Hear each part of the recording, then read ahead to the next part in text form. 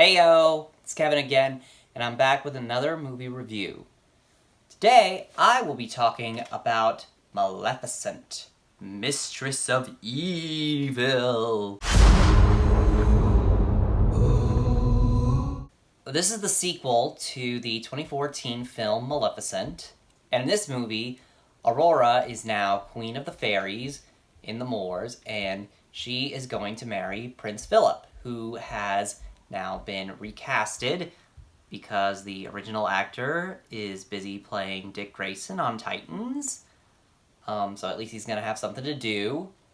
I mean, granted, Philip does play a bigger role in this movie than the first one, but not by a lot. But he does play a bigger role in this one than the last one, because the last one he pretty much didn't do anything. But Philip's mother, the queen, she secretly hates fairies, and she plots to destroy them all. And now Maleficent is caught in a struggle. Will she wage war on humanity, or try to create peace with them? So, the good. I actually like this version of Maleficent. I understand some people probably don't like the idea of a good Maleficent, like Maleficent as a good guy, or even as an anti-hero. But I actually kind of like this version of the character. I recognize that it's different. It's not the same as, the original one. But I kind of like this version. I like how even though she's a good guy, she's still very cynical and has kind of a morbid sense of humor. Really, my only problem is there's actually not enough of her in this movie. I wish there was more. Yeah, surprisingly, there's not a lot of Maleficent in this Maleficent movie. Michelle Pfeiffer also does a pretty good job as the Queen. She's definitely an improvement over the villain from the last movie, King Stefan. That I don't remember who played him, but the actor who played him was not very good. Like, he was pretty bad. So she plays the role pretty well. She's definitely devious and malicious. It's almost like she's the Mistress of Evil in the title. Sam Riley as Diaval, he's a treat, just like how I thought he was in the first Maleficent movie. As Maleficent's, I guess you could call him a sidekick, not a henchman, because he's not really a henchman, because she's not evil. Speaking of henchmen, the Queen, she actually has a henchwoman who's this, she's this, short woman who, wears a suit rather than a dress. She's like a handmaiden, but, she wears a suit instead of a dress. And, but I liked this character. She's very, she's small, but she's really tough, but, in a very subtle way, and, she's very stoic. I liked this character. I liked the little henchwoman. And the legendary Warwick Davis is also in this movie. And, he's always just a wonder. Now, even though this is a bloodless, PG Disney film, it gets pretty intense at times. It actually gets kind of brutal, too. Without really saying too much, this movie actually has quite a high body count for being such a bloodless film. And I kind of have to commend Disney for going there. Not that they haven't before, of course. Also, I like the costumes. Costumes are cool. Now here's another thing. This movie tackles the topic of oppression and bigotry, because, of course, there's the oppression of the fairies, and, humans are bigoted against them. And usually whenever there's one of these, racism allegories, there's always, some kind of, logical reasoning behind it, oh, this group of people, they used to kill us, or they used to eat us, or it's that they're just too powerful, we have to destroy them before they destroy us. But this movie kind of avoids that, because the main reason for the humans' prejudice, it really isn't logical. Now, I always have a problem with that whenever there's, a logical reasoning, because real life, racism and homophobia and other forms of bigotry, they're not logical. So, it kind of, irks me whenever, there's, a logic behind it. This movie kind of avoids that, because the main reasoning for the humans' bigotry against fairies is lies and rumors and escalated conflicts that, that the fairies never really started. Maybe the humans did, maybe they didn't. It's kind of ambiguous. It's not really their fault, or it's just one person's personal bad experience, or it's just they're weird, they're different, which, That's a lot more realistic than, oh, they used to do this to us all these years ago, or they're too powerful. And also, they're not really that powerful, too. Like, the fairies have powers, but they're not too powerful, and also they have that weakness to iron, which, you know, is very easily exploitable. So it kind of makes it a fair fight. You know, they're not really invincible against human weapons, because, again, like, a lot of weapons are made of iron, and iron burns them. If you remember that from the first movie, iron burns fairies. So it makes it kind of a fair fight. So yeah, I guess they did that right. Alright, so the bad of the movie. Well, the first thing I gotta say is, this movie, it's very predictable. You know, like how I said Maleficent's gotta choose between war and peace. Which do you think that the main character in this Disney film is going to choose? I'll give you a wild guess. Speaking of, it really is kind of an inappropriate title, Mistress of Evil, because she's really no more evil or even tempting to be evil than she was in the first movie. I mean, I guess it's called Mistress of Evil because of the rumors that the Queen spread that she's still evil. I'm not really sure. Honestly, the movie should have just been called Maleficent 2, because I think that calling it Maleficent Mistress of Evil, I think that's just going to confuse audience members. Like, they're going to confuse it with the first movie. Like, hey, didn't that movie already come out? It's like, no, this is the sequel. Yeah, I think that that's going to confuse some audience members, because, you know, audiences sometimes are not exactly, they're not exactly the smartest people. Or maybe it has nothing to do with intelligence. Maybe they just don't really pay attention to these kinds of things like I do. Like, I'm kind of obsessed with them, but a lot of people aren't. I just think it would be better if it was just called Maleficent 2, and I don't see why not. Like, it's not going to cheapen the movie by just calling it Maleficent 2. I mean, that's what it is. It's Maleficent 2. Yeah, Disney really, like, tried to be like, ooh, is she going to be bad this time? She's going to be bad this time. It's like, no. Once you watch the movie, it's really obvious. No, she's not. She's not going to go bad in this one.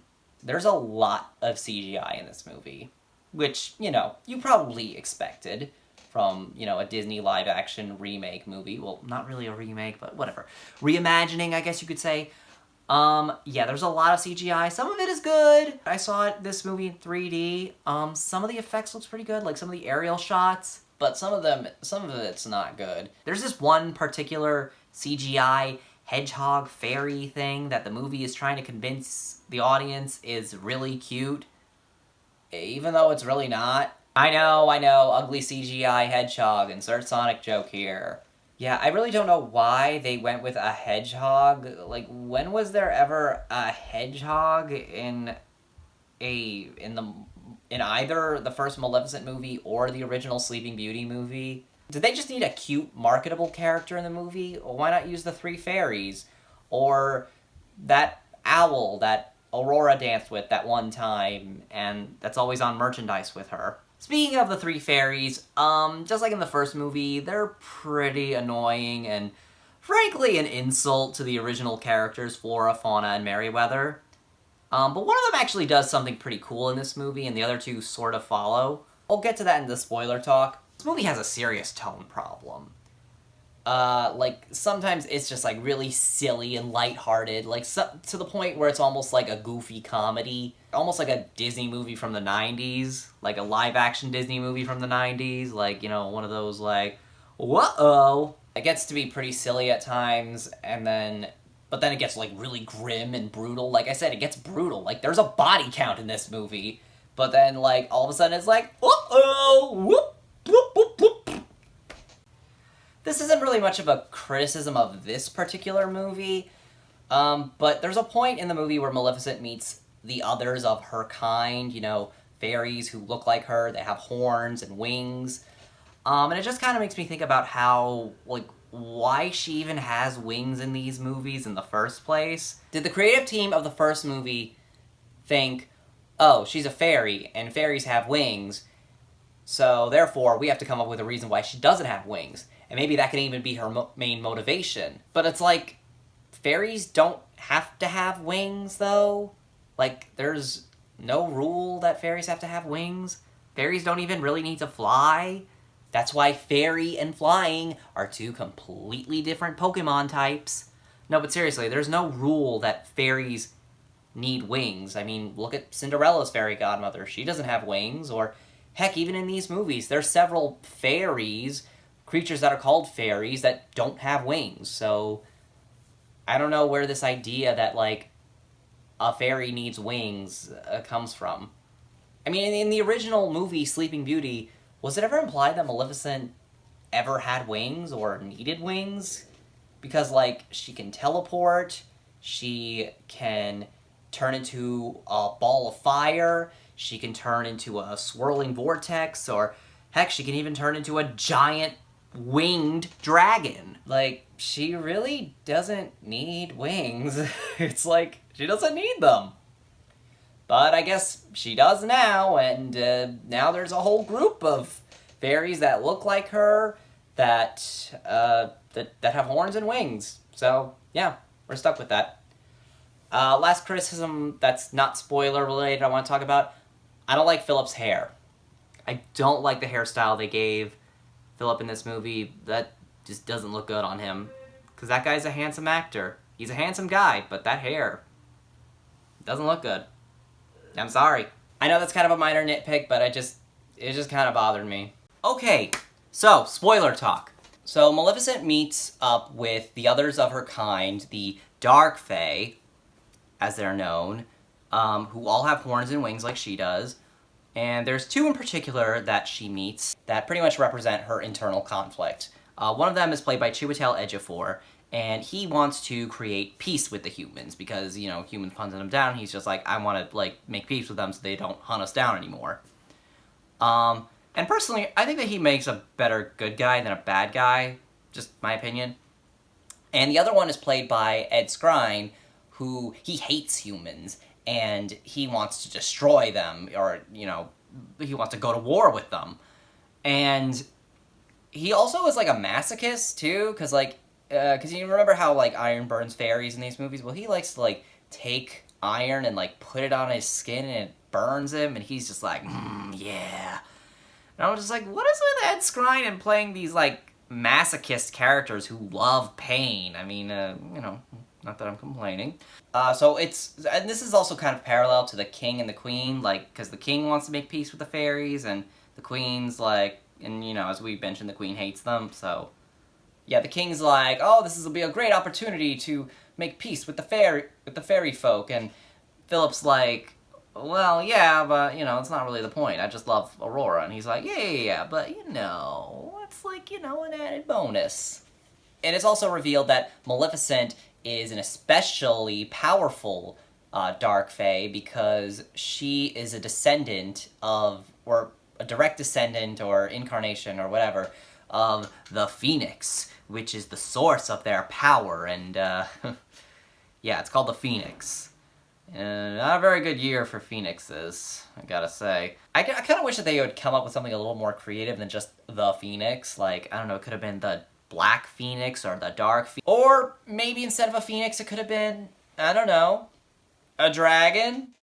You know, like the one she turns into at the end of Sleeping Beauty. And she does end up turning into this phoenix because after the queen tries to kill Aurora, Maleficent sacrifices herself to save her, and, you know, and she turns into dust because the queen with Warwick Davis invented this powder that will turn fairies into whatever plants they're based on, or in the case of the Dark Fae, it just turns them into dust.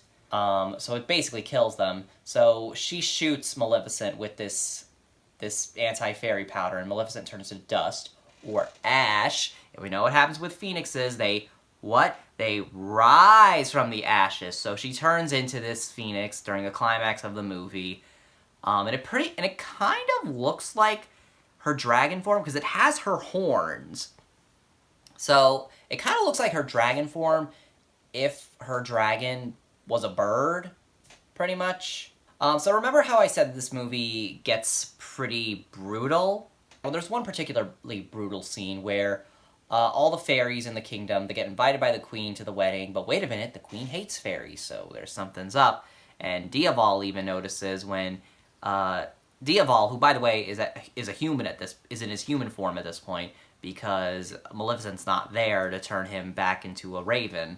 So he gets separated from the fairies because the guard's like, no humans, and into the chapel, and he's like, wait a minute, they're not letting any humans in, what's going on? So it turns out the fairies are locked in the chapel, and the henchwoman, she presses, she's dispersing this anti-fairy powder out of an organ with, and there's one key that does it, but for some reason she plays an entire symphony. It looks really cool, but it's also very impractical. Because as far as we know, like, she could have just tapped that one key over and over again. As far as we know, this powder is harmless to humans, so I don't know why she doesn't just... She could just grab it by the ball and just toss it. She could just do that, but... Yeah, well. So yeah, basically, this scene is like a bunch of creatures with human intelligence, so they're basically people, getting lured into a room, locked in it, and then gassed to death. Meanwhile, outside, the Dark Fae are going to battle with humans, and there's body counts on both sides. Like, Dark Fae are dying, humans are dying, a lot of people die. In this PG family film. So, remember how I said this movie has a tone problem?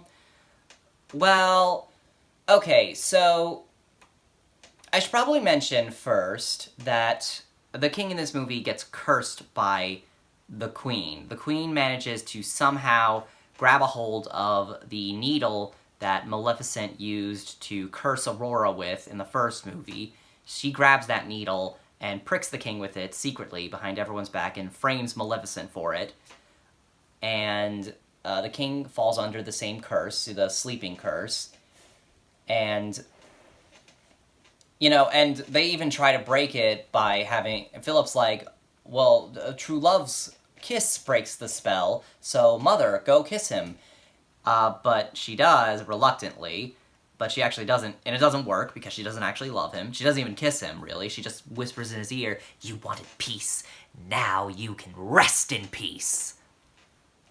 And, so it doesn't work, so... You're thinking, well, why doesn't Philip try? Because he loves his father, right? We can't do that because that's too gay for the worldwide audience in certain countries where that's not okay, apparently. Yeah, I guess if a woman kisses a girl in a completely platonic, motherly fashion, that's a-okay. But if a boy kisses his father in the same platonic way, just as platonically, I guess that's just too gay for foreign audiences in certain countries, I suppose. And then Disney would be losing their money, so, yep, don't you just love double standards? Don't you just love that? It was platonic familial love that broke the curse in the first movie, so it's like it should work here, but we can't do that because that's... So at the end of the movie, the king does get woken up because Maleficent she just uses her magic to destroy the needle. Remember in the first movie when Maleficent tried to forcefully break the curse and she couldn't because she made it unbreakable? Yeah, I guess now it is breakable for some reason. I guess it's because she's got her phoenix powers now? I don't know. I guess they never really addressed that. They're just like, oh, yeah, I could just break the needle, whatever. Or the spinning wheel, the whole thing, just break it with my magic. And, oh, he's awake now. Good, problem solved. So, back to my point about this movie having a tone problem. So, this queen, she curses the king, she commits genocide, and she attempts to murder her son's fiancé, not once, but twice in the movie. So, for those of you who have not seen the movie, and you're watching this part of the video because you don't care about spoilers, what do you think ultimately happens to this queen? What do you think happens? Pause the video right now and type in the comments what you think happens. Okay, so, after the queen attempts to murder Aurora for the second time, she runs into the castle where she is then surrounded by Dark Fae, and they pick her up with their branches, because they have branch powers, their tree powers. They pick her up with tree branches, and They, like, toss her around. She doesn't get hurt too badly with this. She doesn't really get hurt. She's just kind of, like, playfully tossed around outside, and the whole time she's like, oh, let me go, let me go! And then they put her down. They don't drop her. They do drop her, actually, but, like, from, like, I don't know, 5 feet off the ground. And she gets up, she's all, like, huffing and puffing, like, as if she got cake on her dress, and she's just like, oh, you savages, I'll get you, I'll... And then Maleficent turns her into a goat. As a callback to an earlier joke in the movie. And then to add insult to injury, she makes a quip about covering her horns, which is another callback to a different part of the movie. Yeah, so this queen who committed all these war crimes and treason, honestly, her ultimate fate is she turns into a goat and everyone just laughs about it. Even Aurora says to Philip, oh, don't worry, we can change her back. And the king says, huh, if we want to. And we all just have a good laugh.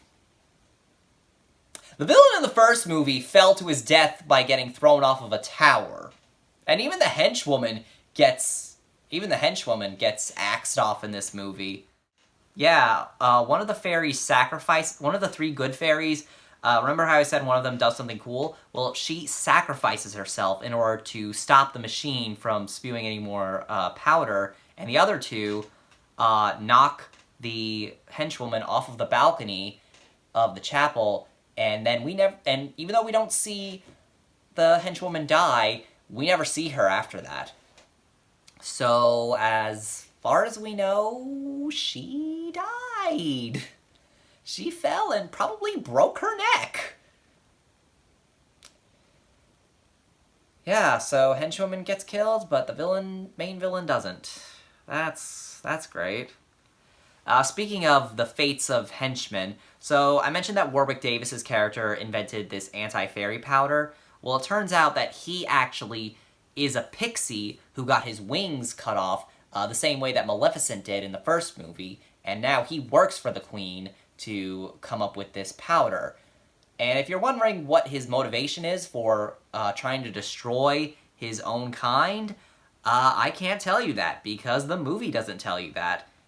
Yeah, as far as we know, he's just the Uncle Tom of fairies, I guess. I don't know. Also, side note, I'm kind of gonna contradict what I said earlier about there not being rules for fairies, but, like, they explicitly say he's a pixie, but, like, they didn't make him especially small. Like, he's, like, his, like, regular size, like, Warwick Davis size, but aren't pixies supposed to be, like, this big, though, or something? I mean, that's how they're usually depicted, and they explicitly say he's a pixie. So, I don't know, just find it kind of weird that the people who are like, oh, fairies need wings, would also say, pixies can be whatever size they want. Just find that a little weird. Also, speaking of his fate, he just gets off the hook. Like, nothing bad happens to him. He's there at the wedding when it happens at the end, and everyone just forgives him. I mean, I could understand them forgiving him if he creates some kind of antidote for the powder, but he doesn't.